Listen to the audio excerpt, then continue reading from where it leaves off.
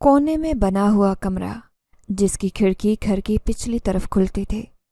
खिड़की खुलते ही सामने दिखाई देते लहलाते हुए खेत और फासले पर ऊंचे ऊंचे पहाड़।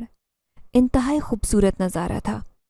मैं हर रोज़ सुबह सवेरे नमाज पढ़ने के बाद कमरे की खिड़की खोलकर बैठ जाती, कुदरत के उन हसीन नज़ारों को महसूस करती।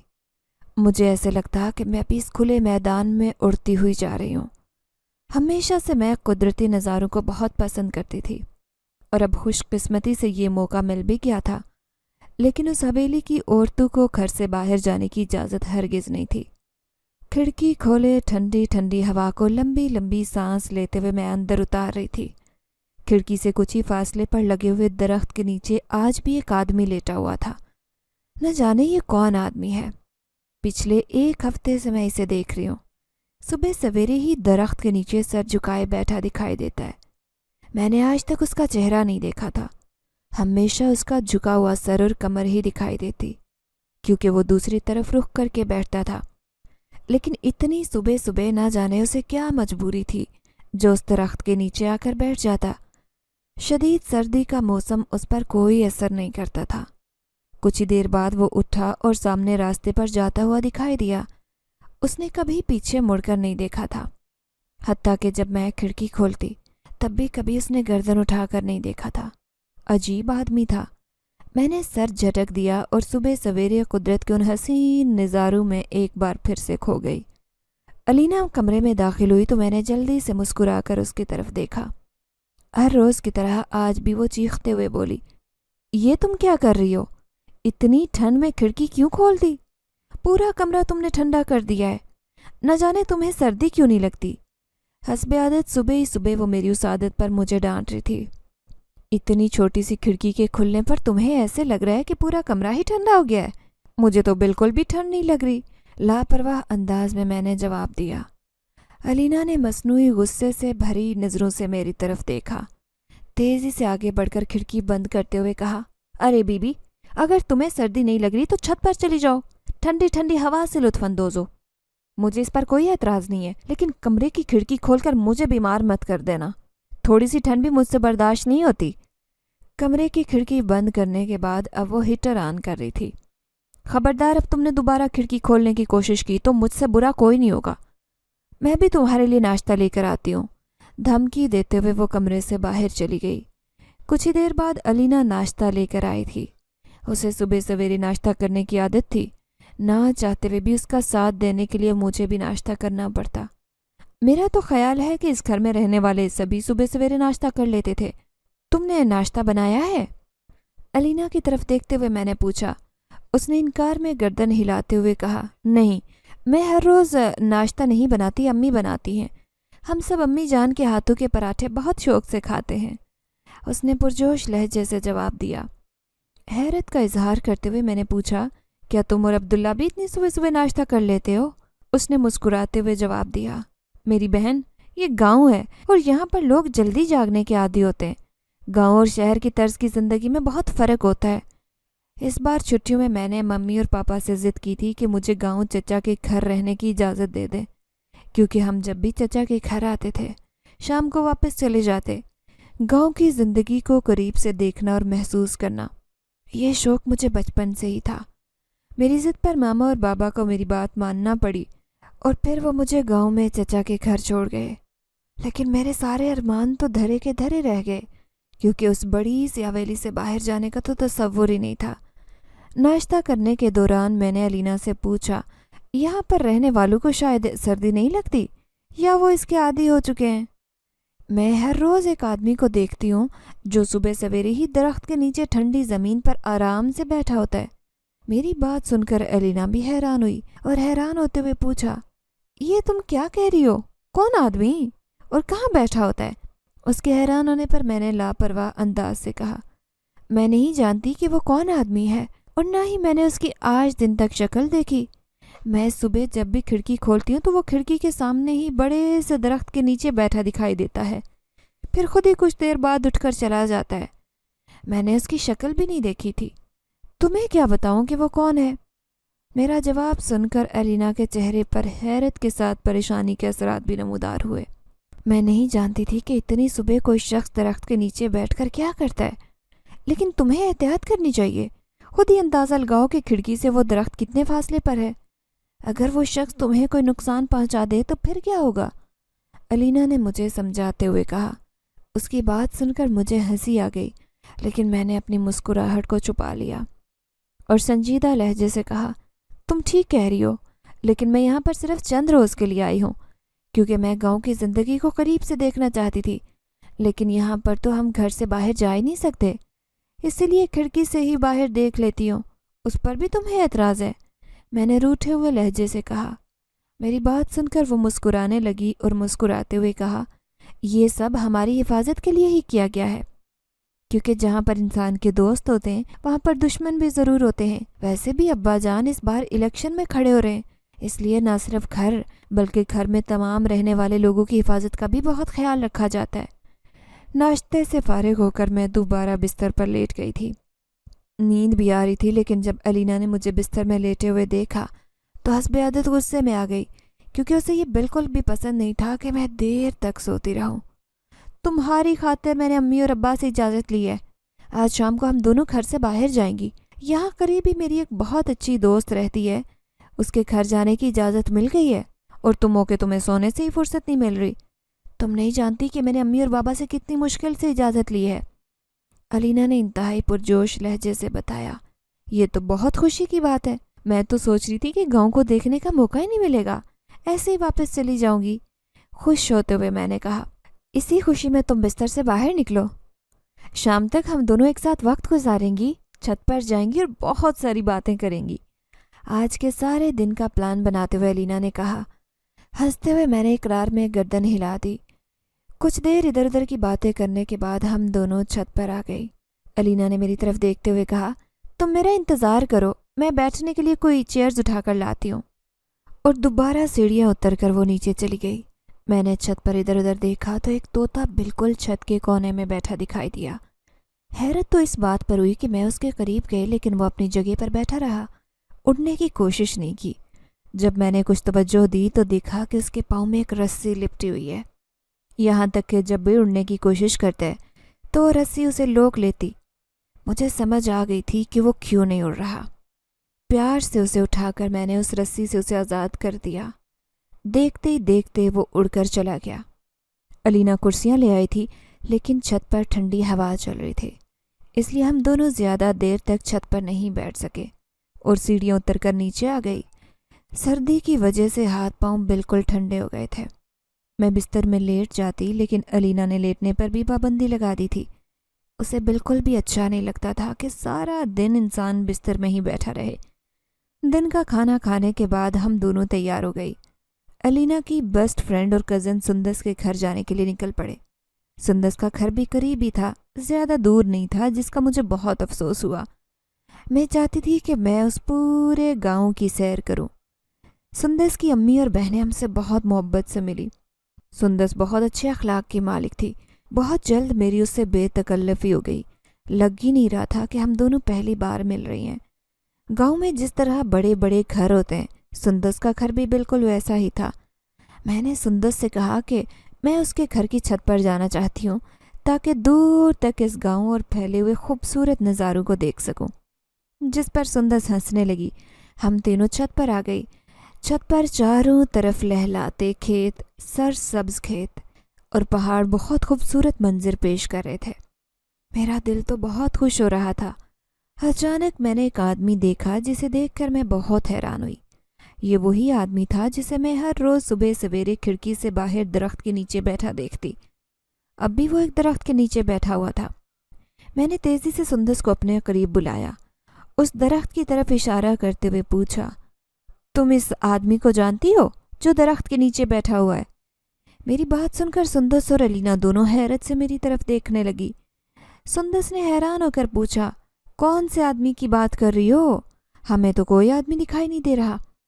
میں نے درخت کے نیچے دیکھا تو میری آنکھیں پھٹی کی پھٹی رہ گئی، کیونکہ اب درخت کے نیچے تو کوئی بھی بیٹھا ہوا دکھائی نہیں دے رہا تھا۔ پلک جھپکتے ہی وہ آدمی نہ جانے کہاں غائب ہو گیا تھا۔ ابھی میں نے ایک آدمی کو اس درخت کے نیچے دیکھا تھا، شاید وہ یہاں سے چلا گیا ہو۔ ادھر ادھر دیکھتے ہوئے میں نے جواب دیا، जहाँ तक नज़र जा रही थी मुझे कोई इंसान दिखाई नहीं दे रहा था। अलीना ने संजीदगी से मेरे चेहरे की तरफ देखते हुए पूछा, तुम ठीक हो ना? तुम्हारी सेहत ठीक है ना? क्योंकि अगर कोई आदमी इस दरख्त के नीचे होता तो हमें ज़रूर दिखाई देता, कम से कम किसी रास्ते पर जाता हुआ तो नज़र ही आ जाता। अलीना बिल्कुल सच कह रही थी। मैंने इकरार में सर हिलाते हुए कहा, मैं बिल्कुल ठीक हूँ, हो सकता है मेरा कोई वहम हो, यहाँ पर कोई भी नहीं हो। मैं बात ख़त्म करना चाह रही थी, इसीलिए मैंने बात अपने वहम पर डाल दी। वापसी पर मैं बहुत खामोश थी। जहन में बार बार वही आदमी आ रहा था। न जाने उसमें ऐसी क्या ख़ास बात थी कि मेरे जहन से निकल ही नहीं रहा था। जब हम दोनों हवेली के बड़े से गेट के अंदर दाखिल हुए तो खूबसूरत लॉन के महकते हुए फूल देखकर मेरा दिल एक बार फिर खुश हो गया। चचा जान को खूबसूरत फूल बहुत पसंद है, इसीलिए लॉन में हर तरफ फूलों की बहार दिखाई देती। अलीना तो जल्दी से कमरे में चली गई, जबकि मैं फूलों को हाथ लगाकर छूकर महसूस करने लगी। रंग बिरंगी फूल दिखने में खूबसूरत दिखाई दे रहे थे। मैंने इधर उधर देखा तो एक आदमी हाथ में पाइप पकड़े पौधों को पानी लगा रहा था, लेकिन फासला ज़्यादा होने की वजह से मैं उसे पहचान नहीं पा रही थी। उसका चेहरा दूसरी तरफ था, लेकिन मैं चौंक गई क्योंकि ये बिल्कुल वही शख्स था जो कुछ देर पहले मैंने सुंदस के घर की छत से दरख्त के नीचे बैठे देखा था और हर रोज़ ही सुबह सवेरे खिड़की से बाहर देखती हूँ। अजीब आदमी था। मैं कितनी बार उसे देख चुकी थी, लेकिन अब तक मैंने उसका चेहरा नहीं देखा था। हमेशा एक ही लिबास पहने वो मुझे दिखाई देता। ये उसका लिबास ही था जिसकी वजह से मैं उसे पहचान रही थी। तेज़ी से कदम उठाते हुए मैं उस आदमी की तरफ बढ़ रही थी ताकि उससे पूछ सकूं कि वो कौन है। मेरे जहन में बहुत सारे सवालात गर्दिश कर रहे थे जो मैं उससे पूछने वाली थी। सबसे पहले तो मैं उससे पूछती कि वो हर वक्त एक ही लिबास में क्यों रहता है। उसके पास कोई और लिबास नहीं है क्या जिससे वो तब्दील कर सके? मेरे बढ़ते हुए कदम रुक गए जब चाची की ऊंची आवाज़ मुझे सुनाई दी। वो मुझे पुकार रही थी, इधर आओ बेटा, जल्दी से आ जाओ, तुम्हारे पापा की कॉल आई है। वो तुम्हें कॉल कर रहे हैं, लेकिन तुम्हारा नंबर क्यों बंद है? चाची ने मेरी तरफ देखते हुए ऊंची आवाज़ में कहा। मैंने पौधों को पानी देते आदमी की तरफ देखा। वो अपने काम में मसरूफ़ था। चाची की आवाज़ देने पर भी उसने पलट कर नहीं देखा। हाथ में पकड़े हुए फ़ोन को मैंने देखा तो मुझे अफसोस हुआ, क्योंकि बैटरी ख़त्म हो जाने की वजह से वो बंद हो चुका था। चाची के करीब आते हुए मैंने कहा, मुझे तो पता ही नहीं चला मेरे फ़ोन की बैटरी ख़त्म हो गई है। वो बिल्कुल डेड हो गया, इसीलिए नंबर बंद जा रहा है। चाची से फ़ोन लेकर मैंने पापा से बात की। मामा और बाबा दोनों मुझे बहुत मिस कर रहे थे, लेकिन अभी मेरी बहुत सी छुट्टियां बाकी थी, इसीलिए मैंने पापा से कह दिया कि जब तक छुट्टियां ख़त्म नहीं हो जाती मैं चचा के घर पर ही रहूँगी। जिस पर पापा ने हंसते हुए कहा, मुझे लगता है कि तुम्हें चचा के घर बहुत मज़ा आ रहा है। कुछ देर बातों के बाद चचा ने फ़ोन कॉल काट दी।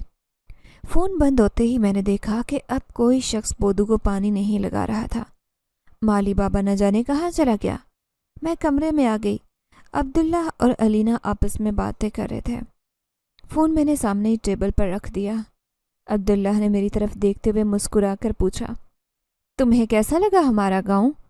शहर के लोग इस गांव को देखते हैं तो इसकी खूबसूरती में खो जाते हैं। अल्लाह ने हमारे गांव को बहुत हुस्न से नवाजा है। मुझसे बातें करते वो गहरी नज़रों से मेरी तरफ देख रहा था।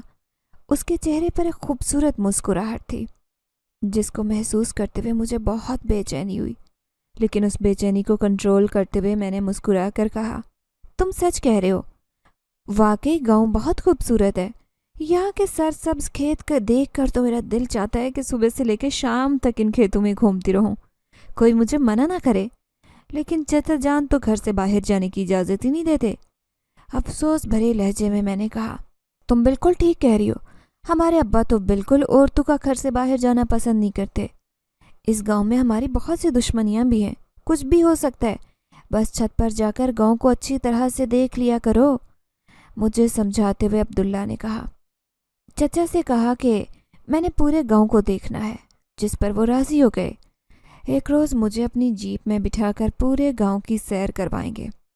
मैंने पुरजोश लहजे से कहा तो अलीना ने भी इकरार में सर हिलाते हुए कहा, ये बिल्कुल ठीक कह रही है, इसने अब्बा से बात की और वो राज़ी भी हो गए हैं। बहुत जल्द हम दोनों अब्बा की जीप में बैठकर इस गांव की सैर करेंगी। अब्दुल्ला ने हैरान होते हुए कहा, अच्छा اگر ایسی بات ہے تو اچھی بات ہے، ویسے مجھے یقین نہیں آ رہا۔ اسے ہماری بات پر یقین نہیں آ رہا تھا۔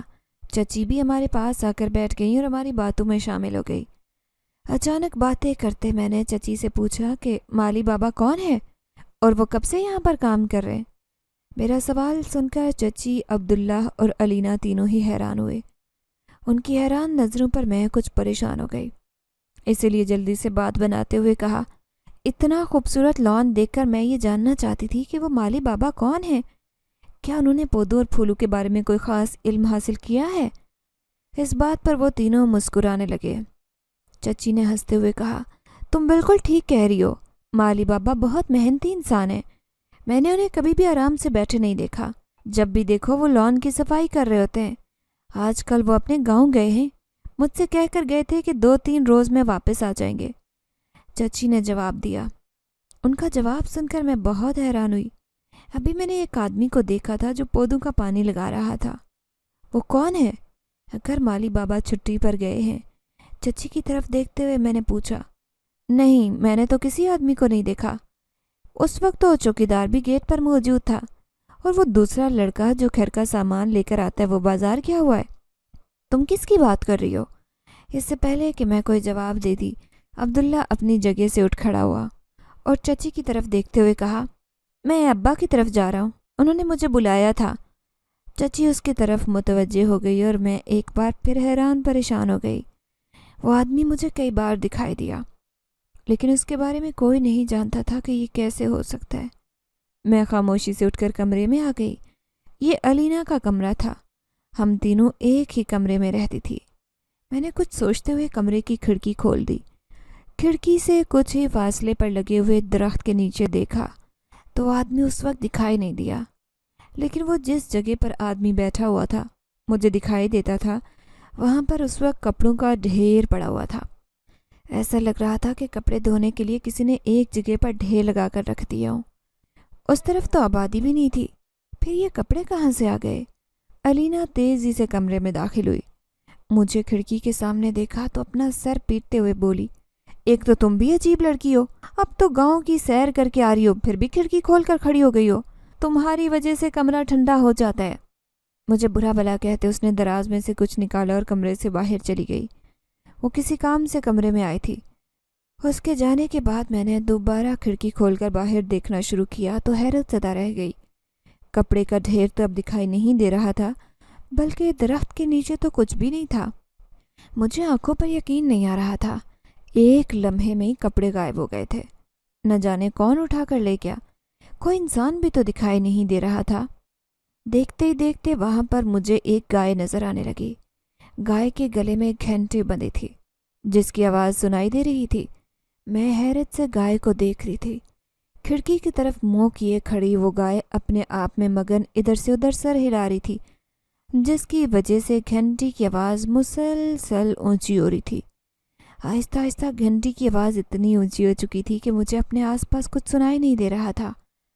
گائے اتنی تیزی سے اپنی گردن کو حرکت دے رہی تھی کہ مجھے لگ رہا تھا کہ کچھ ہی دیر میں اس کی گردن کی ہڈی ٹوٹ جائے گی اور وہ زمین پر گر کر تڑپنے لگے گی۔ گائے کو بہت تیزی سے اپنی گردن کو حرکت دیتے دیکھا تو وہ خوفناک اور ڈراؤنی لگ رہی تھی۔ اس سے پہلے کہ گھنٹی کی آواز میرے کانوں کے پردے پھاڑ دیتی، میں نے اپنے کان پر ہاتھ رکھا تاکہ آواز کی شدت میں کمی آ جائے، اور دوسرے ہاتھ سے جلدی سے کھڑکی بند کرنے لگی۔ کھڑکی بند کر دی، لیکن اب بھی آواز سنائی دے رہی تھی۔ بستر پر بیٹھ کر میں نے اپنے دونوں کانوں پر ہاتھ رکھ لیے، کیونکہ یہ آواز برداشت کرنا میرے بس سے باہر تھا۔ اچانک ایک زوردار آواز سے کھڑکی کے دونوں پٹ کھل گئے۔ اسی وقت علینا بھی کمرے میں داخل ہوئی۔ میں بیڈ پر بیٹھی ہوئی تھی اور کھڑکی خود بخود کھل گئی۔ یہ منظر علینا نے بھی دیکھا تو حیرت زدہ رہ گئی، لیکن اس کے کمرے میں داخل ہوتے ہی آواز آنا بند ہو گئی۔ میں خوف زدہ نظروں سے کبھی کھلی کھڑکی کو اور کبھی علینا کو دیکھ رہی تھی۔ علینا نے مسکراتے ہوئے کہا، تم نے کھڑکی مضبوطی سے بند نہیں کی تھی، اسی لیے کھل گئی ہے۔ یہ کہتے ہوئے وہ آگے بڑھی اور تیزی سے کھڑکی بند کر دی۔ وہ کھڑکی بند کر رہی تھی جب میں نے اس سے پوچھا، کیا اب بھی گائے درخت کے نیچے کھڑی ہے؟ اس نے میری طرف دیکھتے ہوئے پوچھا، کون سی گائے؟ مجھے تو کوئی گائے دکھائی نہیں دے رہی۔ وہ کھڑکی بند کر چکی تھی اور مجھ میں ہمت نہیں تھی کہ کھڑکی کھول کر اس گائے کو دیکھتی۔ آج کے اس عجیب و غریب واقعے نے مجھے خوف زدہ کر دیا تھا۔ میں نے کبھی نہیں دیکھا اور نہ سنا تھا کہ یوں گائے اپنے گلے میں گھنٹی کو بجانے کے لیے مسلسل گردن ہلاتی رہتی ہے۔ یہ سب میرے لیے بہت حیرت انگیز تھا۔ میں نے جان بوجھ کر الینا سے اس متعلق کوئی بات نہیں کی۔ میرا خیال تھا کہ وہ مجھے ہی پاگل سمجھے گی۔ رات کو میں گہری نیند سو رہی تھی جب اچانک گھنٹی کی آواز پر میری آنکھ کھل گئی۔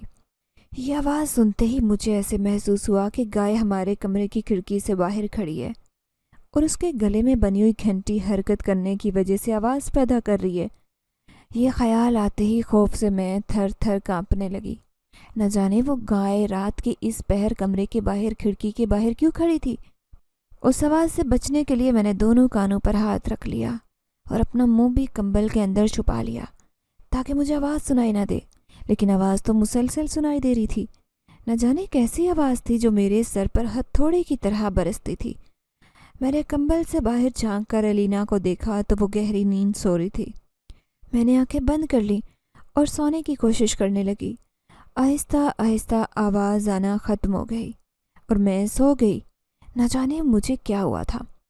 صبح ناشتہ کرتے وقت مجھے اپنے سر میں درد محسوس ہو رہا تھا۔ اس کی وجہ یہی تھی کہ میں رات کو پرسکون نیند نہیں سو سکی۔ آج الینا کی صحت کچھ ٹھیک نہیں تھی، اسی لیے وہ چچی کے کمرے میں لیٹ گئی۔ سر میں درد کے ساتھ اسے بخار بھی ہو رہا تھا۔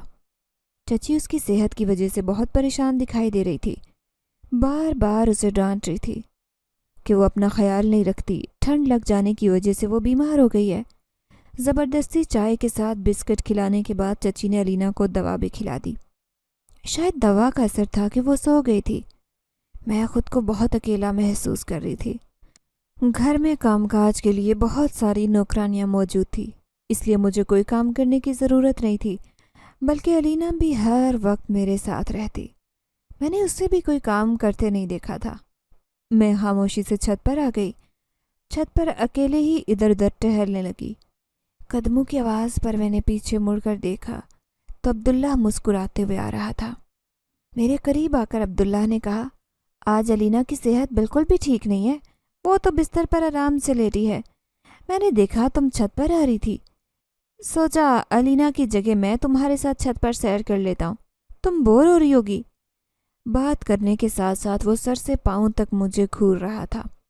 اپنا دوپٹہ سیٹ کرتے ہوئے میں نے مسکراتے ہوئے کہا، نہیں، میں بور نہیں ہوتی، مجھے اکیلے رہنے کی عادت ہے، اسی لیے تمہیں اپنا وقت ضائع کرنے کی ضرورت نہیں ہے۔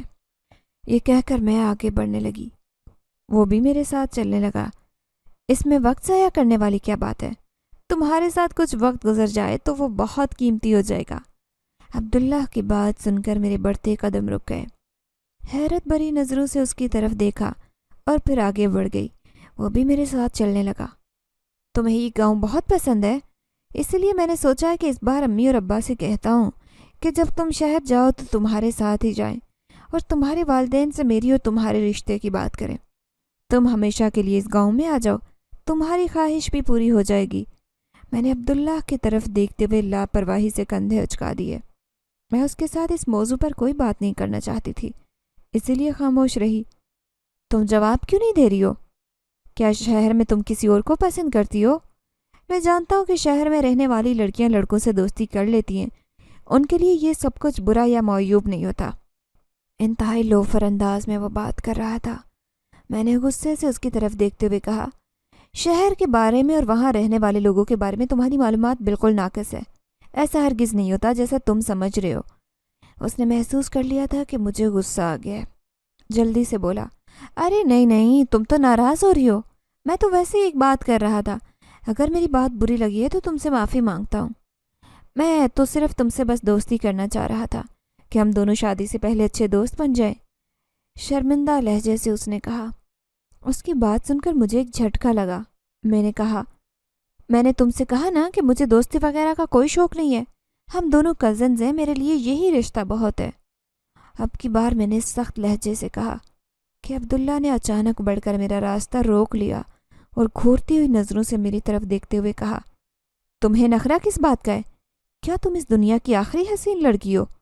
تم خود کو ایسا سمجھ سکتی ہو لیکن ایسا نہیں ہے، اگر میں چاہوں تو ابھی اسی وقت تم سے اپنی بے عزتی کا بدلہ لے سکتا ہوں۔ یہ کہتے ہوئے وہ آگے بڑھا اور میرا ہاتھ پکڑا۔ میں نے حیران ہوتے ہوئے اس سے پوچھا کہ میں نے تم سے کون سی تمہاری بے عزتی کر دی ہے؟ میرا ہاتھ چھوڑو۔ لیکن وہ تو اپنے ہوش میں ہی نہیں تھا۔ اس کے منہ سے بہت گندی بو آ رہی تھی، جس سے مجھے اندازہ ہو گیا تھا کہ وہ اس وقت ہوش میں نہیں ہے۔ اب تو میں پریشان ہو گئی تھی کہ کیا ہوگا۔ اس نے بہت مضبوطی سے میرا ہاتھ پکڑا ہوا تھا اور میں اس سے چھڑانے کی کوشش کر رہی تھی، اس سے پہلے کہ میں چیخیں مار کر سب کو اپنی جانب متوجہ کرتی۔ ایک عجیب و غریب واقعہ رونما ہوا۔ اس کے چہرے پر ایک زوردار تماچا لگا اور وہ دور جا گرا۔ تماچا اتنا زوردار تھا کہ اس کی آواز میں نے بھی سنی، لیکن اسے مارنے والا کون تھا وہ کہیں بھی دکھائی نہیں دے رہا تھا۔ میری طرح وہ بھی حیرت سے ادھر ادھر دیکھ رہا تھا۔ خوف سے اس کی آنکھیں ابل کر باہر آ گئی۔ کچھ ایسی ہی حالت میری تھی۔ اس کے گال پر انگلیوں کا واضح نشان اس بات کا ثبوت تھا کہ جو ہوا وہ بالکل حقیقت ہے۔ اپنے خوف پر قابو پاتے ہوئے عبداللہ نے غصے سے کہا، کون ہے؟ میرے سامنے آئے۔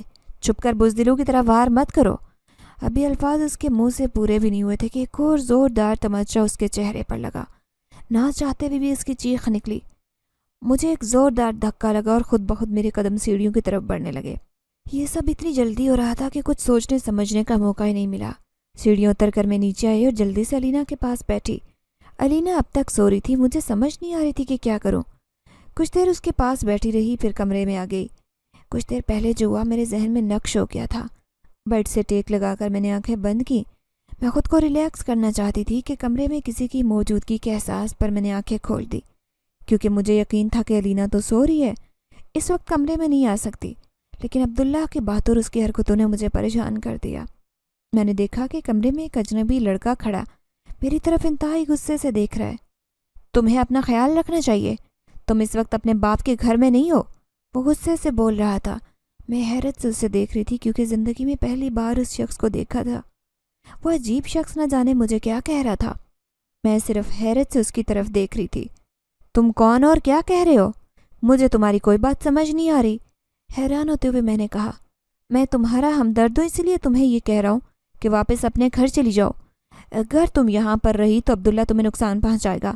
وہ تم سے اس لیے شادی کرنا چاہتا ہے کہ تاکہ تمہارے حصے کی پراپرٹی بھی اسے مل جائے، کیونکہ تم اپنے باپ کی اکلوتی اولاد ہو۔ میں حیرت سے اجنبی لڑکے کو دیکھ رہی تھی جو میرے بارے میں سب کچھ جانتا تھا اور میں اس سے پہلی بار مل رہی تھی۔ یہ سب تمہیں کس نے بتایا؟ کون ہو تم اور مجھے کیسے جانتے ہو؟ میں نے دوبارہ پوچھا۔ یہ جاننا ضروری نہیں کہ میں کون ہوں، لیکن یہ بہت ضروری ہے کہ تمہیں یہاں خطرہ ہے۔ تم نے عبداللہ کی بات نہیں مانی تو تمہیں جان سے بھی مارنے سے گریز نہیں کرے گا۔ مجھے اس کی باتوں پر یقین نہیں آ رہا تھا، اس لیے غصے سے کہا، بہتر یہی ہے کہ اس وقت یہاں سے چلے جاؤ۔ نہ جانے تم کون اور کہاں سے آ گئے ہو۔ مجھے تمہاری کسی بات پر یقین نہیں آ رہا، نہ ہی میں یقین کرنا چاہتی ہوں۔ میں نے غصیلے لہجے سے کہا تو اس نے انتہائی غصے سے دیکھا۔ اس کی چھوٹی چھوٹی آنکھیں بہت سرخ ہو گئی۔ اب اس کی طرف دیکھتے ہوئے مجھے خوف محسوس ہوا کیونکہ اس کا چہرہ بھی سرخ ہو گیا تھا۔ ایک بار میرے ساتھ تم نے نیکی کی تھی، بس یہی وجہ ہے کہ تمہاری مدد کے لیے آ گیا، لیکن شاید تمہارا دماغ ٹھیک نہیں ہے، اس لیے میری بات پر یقین نہیں آیا۔ اس سے پہلے کہ میں اسے کچھ اور کہتی، دروازے پر دستک کے ساتھ ہی چچی کی آواز سنائی تھی۔ میرے تو سان خطا ہو گئے۔ اگر چچی اسے دیکھ لیتی تو نہ جانے کیا رائے قائم کرتی۔ میں نے اسے دیکھتے ہوئے غصے سے کہا، دروازے کے پیچھے چھپ جاؤ۔ وہ تیزی سے دروازے کے پیچھے چھپ گیا۔ چچی کمرے میں داخل ہوئی اور میری طرف دیکھتے ہوئے کہا، تم اکیلی کمرے میں کیا کر رہی ہو؟ علینا جا گئی اور تمہارا پوچھ رہی ہے، اس کے پاس جاؤ۔ میں نے بستر سے اٹھتے ہوئے کہا، جی ٹھیک ہے، وہ آرام کر رہی تھی اس لیے ڈسٹرب نہیں کیا، اکیلے تو میں بھی بور ہو رہی ہوں۔ میں نے کمرے کے دروازے کے پیچھے دیکھا تو حیرت زدہ رہ گئی کیونکہ وہ دروازے کے پیچھے نہیں کھڑا تھا، نہ جانے کہاں چلا گیا تھا۔ میں تو چچی کے ساتھ ہی کمرے سے نکل آئی، دل میں شکر ادا کر رہی تھی کہ وہ چچی کو دکھائی نہیں دیا، ورنہ مجھے اپنے کردار کی صفائی پیش کرنی پڑتی۔ علینا کے پاس بیٹھ کر میں اس سے باتیں کرنے لگی۔ ماما کی کال آ گئی تھی، انہوں نے بتایا کہ کل وہ بھی پاپا کے ساتھ گاؤں آ رہی ہیں۔ یہ سن کر میں خوش ہوئی۔ ان سے دور ہوئے کافی دن گزر گئے، اس لیے میں خوش تھی۔ چچی بھی ماما اور پاپا کی آمد کا سن کر خوش ہوئی۔ شام کو چچا آئے تو میں نے ان سے شکوہ کیا کہ انہوں نے اپنا وعدہ پورا نہیں کیا، وہ مجھے اور علینا کو گاؤں کی سیر کرواتے۔ چچا نے ہنستے ہوئے کہا، بہت مصروف رہا ہوں اس لیے وقت نہیں ملا، اگلی بار آؤ گی تو میں وعدہ پورا کروں گا۔ میں نے چچا کی طرف دیکھتے ہوئے روٹھے لہجے سے کہا، یہ تو غلط بات ہے، اگلی بار نہ جانے کب آؤں، میں نے تو اس بار سیر کرنی ہے۔ چچی مسکراتے ہوئے کہنے لگیں، اب تو علینا بھی تمہارے ساتھ نہیں جا سکتی کیونکہ اس کی صحت ٹھیک نہیں، یہ پروگرام اگلی بار کے لیے رکھ دو۔ اسی وقت عبداللہ کمرے میں داخل ہوا اور چچا کی طرف دیکھتے ہوئے کہا، آپ اجازت دیں تو میں آپ کی شہری بھتیجی کو لے جاتا ہوں جیپ میں بٹھا کر، گاؤں کا چکر لگوا دوں گا، سارا گاؤں آنکھوں سے دیکھ لے گی۔ چچا کے بولنے سے پہلے ہی چچی بول اٹھی، ہاں یہ ٹھیک ہے، اس طرح بچی بھی خوش ہو جائے گی۔ میں عبداللہ کے ساتھ نہیں جانا چاہتی تھی، چچی کے اصرار پر مجھے اس کے ساتھ جانا پڑا۔ جیپ گھر سے باہر نکلی تو اس نے میری طرف دیکھتے ہوئے کہا، مجھے تم سے ایسی بے وقوفی کی ہرگز امید نہیں تھی، تم نے میری بات مان کر بڑی غلطی کی ہے۔ اس کے لہجے سے مجھے خوف آنے لگا، یہ تم کیا کہہ رہے ہو؟ میں نے کیا غلطی کر دی ہے؟ سمجھ نہ آنے والے انداز سے اس کی طرف دیکھتے ہوئے پوچھا، تمہاری غلطی یہ ہے کہ تم نے مجھ پر اعتبار کیا، لیکن میں تمہاری طرح بے وقوف نہیں ہوں کہ اس موقع سے فائدہ نہ اٹھا سکوں۔ گاڑی کچے راستے پر تیزی سے آگے بڑھ رہی تھی۔ اس کی باتوں پر میں بہت خوفزدہ ہو گئی، اسی لیے خوفزدہ لہجے میں پوچھا، مجھے کہاں لے کر جا رہے ہو؟ مجھے ایسے لگ رہا ہے کہ یہ راستہ تو گاؤں سے باہر کا ہے۔ میری بات سن کر اس نے کہکا لگاتے ہوئے کہا، تمہیں بالکل ٹھیک لگ رہا ہے، میں تمہیں خاص مقام پر لے کر جا رہا ہوں جس کے بارے میں کوئی نہیں جانتا۔ اس کی بات سن کر میں بہت گھبرا گئی، مجھے شدت سے احساس ہونے لگا کہ میں نے عبداللہ کے ساتھ آ کر بہت بڑی غلطی کی ہے، شاید ایسی غلطی جو کبھی معافی کے قابل نہ ہو۔ اپنے خوف پر قابو پا کر میں نے عبداللہ کی طرف دیکھ کر کہا، گاڑی روکو اور مجھے یہیں پر اتار دو، میں اس سے آگے تمہارے ساتھ نہیں جا سکتی، اگر تم نے گاڑی نہیں روکی تو میں اس گاڑی سے چھلانگ لگا دوں گی۔ میری دھمکی سن کر وہ زور سے ہنسنے لگا اور ہنستے ہوئے کہا، اب تم میرے جال میں مکمل پھنس چکی ہو، کوئی تمہیں یہاں سے آزاد نہیں کروا سکتا، لہٰذا خاموشی سے بیٹھی رہو ورنہ مجھے خاموش کروانا آتا ہے۔ میری دھمکی کا بھی اس پر کوئی اثر نہیں ہوا، الٹا وہ ہنسے جا رہا تھا۔ میں دل ہی دل میں اللہ تعالیٰ سے مدد مانگ رہی تھی، مجھے خود پر شدید غصہ بھی آ رہا تھا۔ گاؤں دیکھنے کے شوق میں نے اپنے آپ کو بہت بڑی مصیبت میں ڈال دیا تھا۔ میں نے عبداللہ کی طرف دیکھتے ہوئے فیصلہ کن لہجے سے کہا، میں تمہیں آخری بار کہہ رہی ہوں کہ گاڑی روک دو یا پھر واپسی کے لیے موڑ دو، ورنہ جو بھی حادثہ ہوگا اس کے ذمہ دار تم خود ہی ہوگے۔ میں خود تو مروں گی لیکن تمہیں بھی زندہ نہیں چھوڑوں گی۔ نہ جانے مجھ میں اتنی ہمت کہاں سے آ گئی تھی۔ عبداللہ نے انتہائی غصے سے میری طرف دیکھا، ہاتھ بڑھا کر میرے بال پکڑ لیے اور غصے سے کہا، اپنی زبان بند کر کے بیٹھی رہو ورنہ مجھے ایک لمحہ بھی نہیں لگے گا تمہاری گردن تن سے جدا کر دوں گا۔ تکلیف کی شدت سے میری آنکھوں میں آنسو آ گئے۔ اسی وقت گاڑی کو زور سے جھٹکا لگا اور پھر گاڑی بے قابو ہو کر چلنے لگی۔ گاڑی کی رفتار بہت زیادہ تیز تھی۔ عبداللہ اسے قابو کرنے کی پوری کوشش کر رہا تھا لیکن گاڑی تو عبداللہ کے کنٹرول میں تھی ہی نہیں، ایسے لگ رہا تھا کہ کوئی اور ڈرائیو کر رہا ہے۔ عبداللہ نے بہت زیادہ کوشش کی کہ وہ گاڑی کو قابو کر لے اور اپنی مرضی سے چلائے، لیکن ایسا نہیں کر سکا۔ گاڑی کی سپیڈ اتنی تیز تھی کہ ارد گرد صرف دھول مٹی اڑتی دکھائی دے رہی تھی۔ کچھ اندازہ نہیں ہو رہا تھا کہ گاڑی کس طرف جا رہی ہے۔ ایک جھٹکے سے گاڑی رکی تو ہم دونوں یہ دیکھ کر حیرت زدہ رہ گئے کہ گاڑی حویلی کے دروازے پر رکی تھی۔ جس سائڈ پر میں بیٹھی تھی گاڑی کا دروازہ خود بخود کھل گیا۔ میں تیزی سے گاڑی سے باہر نکل آئی اور پھر گیٹ سے اندر داخل ہوتے ہوئے میں نے دیکھا کہ وہی آدمی جو کہ درخت کے نیچے بیٹھا ہوتا تھا، میں نے اس کا چہرہ کبھی نہیں دیکھا تھا، گاڑی سے باہر کھڑا دکھائی دیا۔ اب بھی اس کی پیٹھ میری جانب تھی۔ دیکھتے ہی دیکھتے اس نے گاڑی کا دروازہ کھولا اور ایک ہاتھ سے زبردستی گھسیٹتے ہوئے عبداللہ کو باہر نکالا اور زور سے زمین پر پھینک دیا۔ تکلیف کی شدت سے عبداللہ چیخنے لگا۔ میں تیزی سے گھر کے اندر داخل ہو گئی۔ میں چاہتی تھی کہ کوئی بھی میرے سامنے اس وقت نہ آئے تاکہ میری حالت دیکھ کر وہ بھی پریشان نہ ہو۔ میں جب کمرے میں گئی تو میرا کمرہ اس وقت بالکل خالی تھا۔ میں نے شکر ادا کیا کہ علینا اب تک کمرے میں واپس نہیں آئی تھی۔ کچھ ہی دیر بعد کمرے کے باہر شور کی آواز سنائی دینے لگی۔ میں بھی کمرے سے باہر نکل آئی تاکہ شور کی وجہ جان سکوں۔ سامنے کا منظر دیکھ کر میری آنکھیں حیرت سے پھٹی کی پھٹی رہ گئی کیونکہ عبداللہ شدید زخمی تھا۔ اسے دیکھ کر چچا اور چچی دونوں ہی پریشان ہو گئے۔ ملازم نے بتایا کہ شدید زخمی حالت میں گیٹ کے باہر پڑا ہوا تھا۔ چچا نے اپنے ملازم سے کہا کہ وہ جلدی سے گاڑی باہر نکال لے تاکہ اسے ڈاکٹر کے پاس لے کر جا سکے، لیکن عبداللہ نے ڈاکٹر کے پاس جانے سے انکار کر دیا اور کہا کہ ڈاکٹر کو گھر پر ہی بلا لیں۔ چہرہ اس کا شدید زخمی تھا۔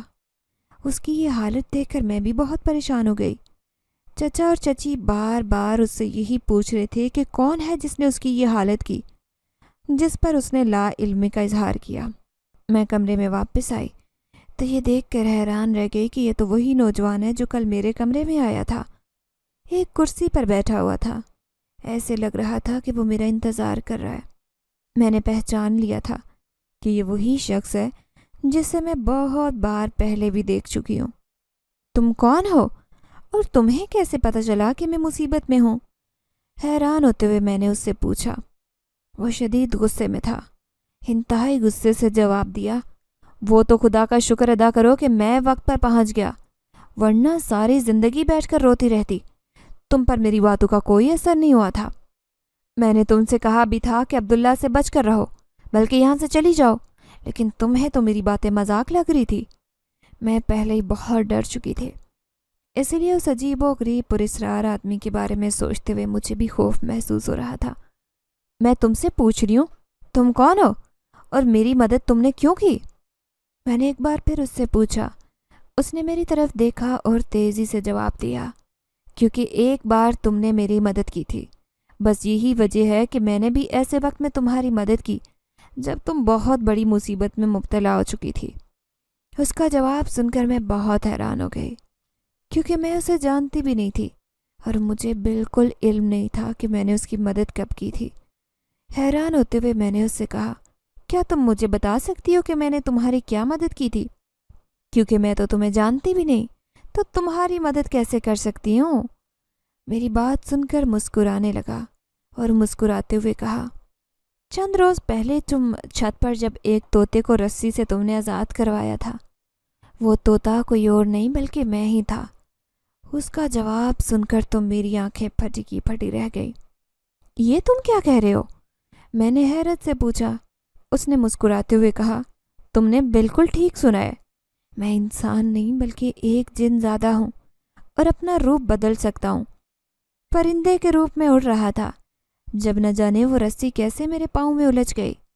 چھوٹی سی ڈور ہوا میں اڑ رہی تھی جو میری نظروں میں نہیں آ سکی اور میں اس میں الجھ کر رہ گیا تھا۔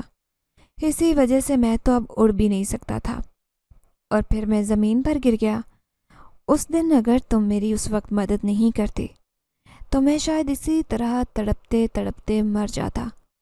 میں تمہارا اس بات کے لیے ہمیشہ کے لیے احسان مند رہوں گا۔ میں منہ کھولے اس کی کہانی سن رہی تھی جس پر مجھے تو بالکل بھی یقین نہیں آ رہا تھا۔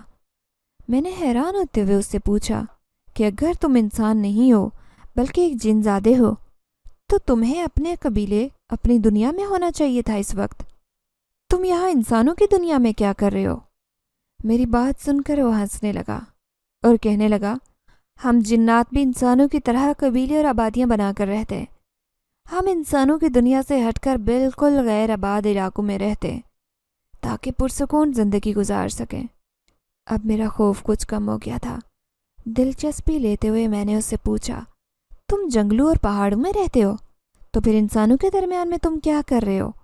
اس نے کہا کہ میرا قبیلہ ان درختوں پر آباد ہے جو اس گھر کے پیچھے بنے ہوئے ہیں۔ اس کی بات سن کر مجھے بہت زیادہ حیرت ہوئی۔ اس نے ہنستے ہوئے کہا کہ ہر روز صبح سویرے جب تم کھڑکی کھول کر بیٹھتی تھی تو میں بھی تمہیں دیکھا کرتا تھا، لیکن میں نے تمہیں اپنا اصل چہرہ نہیں دکھایا تھا کیونکہ اگر تم مجھے دیکھ لیتی تو ڈر جاتی۔ اس کے بعد کچھ ہی دیر تک باتیں کرنے کے بعد اس نے مجھے سمجھاتے ہوئے کہا کہ میں نے عبداللہ کو ایسا مزہ چکھایا ہے کہ دوبارہ کسی لڑکی کی طرف آنکھ اٹھا کر بھی نہیں دیکھے گا۔ تمہیں بھی ذرا احتیاط کرنی چاہیے تھی، لیکن کل تمہارے والدین آ جائیں گے تو تم چپ چاپ ان کے ساتھ واپس چلی جانا اور دوبارہ کبھی بھی ایسی غلطی مت کرنا۔ میں نے اس کا بہت زیادہ شکریہ ادا کیا اور ہنستے ہوئے کہا، میں نہیں جانتی تھی کہ میری ایک چھوٹی سی نیکی میری اتنے کام آئے گی۔ سچ کہتے ہیں کہ نیکی چھوٹی ہو یا بڑی کبھی ضائع نہیں جاتی۔ میں بھی تمہاری ہمیشہ احسان مند رہوں گی۔ کچھ دیر باتیں کرنے کے بعد وہ میری نگاہوں کے سامنے سے غائب ہو گیا۔ میں نے ہاتھ اٹھا کر اللہ کا شکر ادا کیا جس نے مشکل وقت میں ایک جن کو میرا مددگار بنا کر بھیج دیا تھا۔ اگلے روز دوپہر تک میرے امی اور ابو دونوں بھی وہاں پہنچ گئے تھے۔ شام کو ان کے ساتھ میں اپنے گھر واپس آ گئی۔ گھر پہنچتے ہی میں نے سجدہ شکر بجا لایا کہ میں خیر و عافیت سے اپنے گھر واپس آ گئی تھی۔ میں اپنی ہر دعا میں اب اس اجنبی جن زادے کو یاد رکھتی ہوں ہمیشہ۔ ایک سبق میں نے سیکھ لیا تھا کہ جب ہم اللہ تعالیٰ کے بتائے ہوئے راستے سے ہٹتے تو نقصان ہی اٹھاتے ہیں ہمیشہ۔ اسی لیے میں پوری کوشش کرتی ہوں کہ میں سیدھے راستے پر ہی چلوں تاکہ میں آئندہ ہونے والے نقصان سے بچ سکوں۔